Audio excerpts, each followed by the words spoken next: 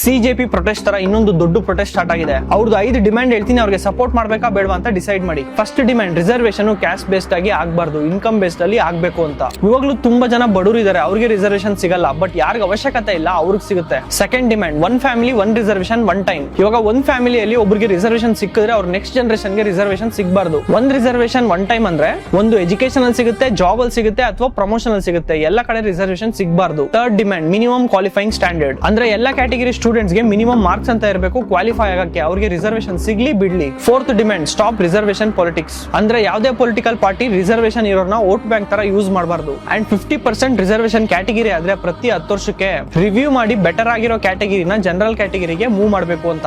Last demand, Sunrise sunset ತರ ಈ reservation ಒಂದಿನ ಎಂಡ್ ಆಗಬೇಕು. ಎಜುಕೇಶನ್ ಸಿಸ್ಟಮ್ ಎಷ್ಟು ಬೆಟರ್ ಆಗಬೇಕು ಅಂದ್ರೆ ಪ್ರತಿಯೊಬ್ಬರಿಗೂ ಈ ರಿಸರ್ವೇಶನ್ ಅವಶ್ಯಕತೆ ಇರಬಾರ್ದು. ಇವಾಗ ಸಿಜೆಪಿ ಪ್ರೊಟೆಸ್ಟ್ ಗೆ Aam Aadmi party, Congress party support ಮಾಡಿದ್ರು. ಜಾರ್ಖಂಡ್ ಪ್ರೊಟೆಸ್ಟ್ ಗೆ ಬಿಜೆಪಿ ಅವರು ಸಪೋರ್ಟ್ ಮಾಡಿದ್ರು. ಬಟ್ ಈ ಪ್ರೊಟೆಸ್ಟ್ ಗೆ ಯಾವ ಪೊಲಿಟಿಕಲ್ ಪಾರ್ಟಿನೂ ಸಪೋರ್ಟ್ ಮಾಡಲ್ಲ. ನಿಮ್ಗೆ ಏನಾದ್ರೂ ಸಪೋರ್ಟ್ ಮಾಡಬೇಕು ಅನ್ಸಿದ್ರೆ ಈ ವಿಡಿಯೋನ ಎಲ್ಲ ಕಡೆ ಶೇರ್ ಮಾಡಿ. ಈ ಪ್ರೊಟೆಸ್ಟ್ ಫ್ಯೂಚರ್ ಅಪ್ಡೇಟ್ಸ್ ಗೋಸ್ಕರ ನನ್ನ ಫಾಲೋ ಮಾಡ್ಕೊಳ್ಳಿ.